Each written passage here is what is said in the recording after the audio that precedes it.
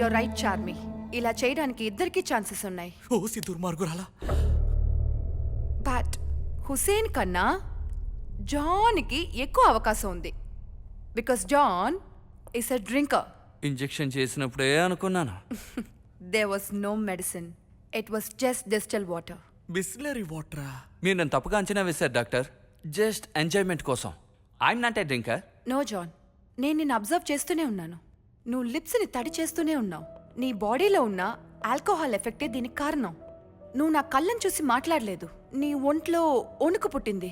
తడబడి నత్తినత్తిగా మాట్లాడావు. ఇవన్నీ కూడా ఆల్కహాల్కి అడిక్ట్ అయిన వాళ్ళకి మాత్రమే వస్తాయి. మెడికల్ సైన్స్ ప్రకారం నువ్వు డ్రింక్స్లో థర్డ్ స్టేజ్లో ఉన్నావు. ఎప్పుడైనా ఒకసారి తాగేవాళ్ళు first stage, second stage rationalization. ఆ స్టేజ్లో ఉన్న వాళ్ళని నైట్ డ్రింకర్స్ అంటాం. నైట్ అయితే ఖచ్చితంగా తాగాలి. అందుకోసం పగలు 2 గంటలకే మైండ్లో సెట్ చేసి పెట్టుకుంటారు. నీలాంటి థర్డ్ స్టేజ్లో ఉన్న వాళ్ళు ఎనీ టైం తాగుతూనే ఉంటారు. తాగితేనే వాళ్ళు ఎప్పుడు వాళ్ళ లైఫ్ లీడ్ చేయగలరు.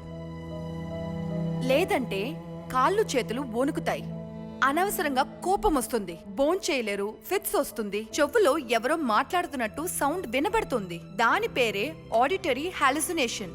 నేనొకటి అడిగితే నువ్వు వేరొక సమాధానం చెప్పావు. దాని పేరే కాజ్ ఆఫ్ సైకాలజిస్ట్. నీ కుడి భుజాన్ని నువ్వు తడుముకుంటూనే ఉన్నావు. దాని పేరు హనీమూన్ పాలసీ. తాగితే ఫోన్లో ఎవరో ఒకరితో మాట్లాడుతూనే ఉంటారు. దాని పేరు టెలిఫోన్ స్కాటలాజియా. డాక్టర్, నేను తక్కువే తాగుతాను. ఒక క్వార్టర్, ఒక కటింగ్.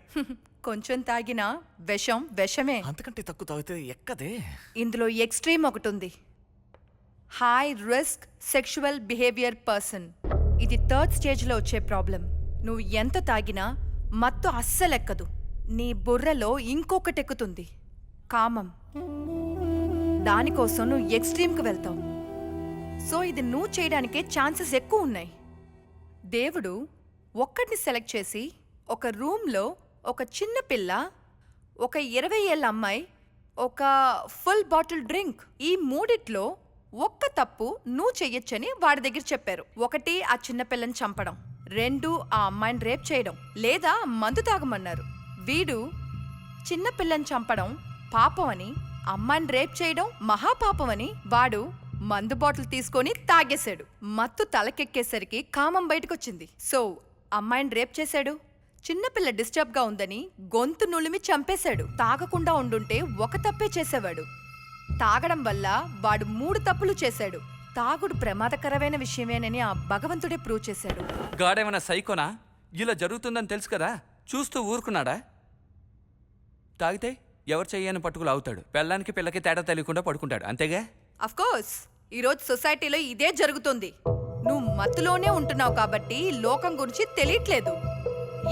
ఇండియానే ఉలికి పడేలా చేసిన ఆ medical student rape, 6 evil drinkers ఆ పని చేశారు. Do you know that?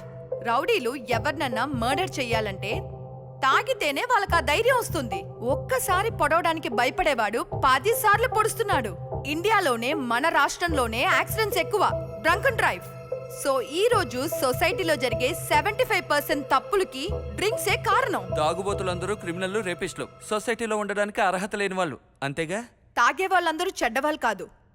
జరిగిన తప్పుల్లో 75% తాగే వాళ్ళే కారకులుగా ఉన్నారు. మతే వాళ్ళతో ఆ పని చేయిస్తోంది.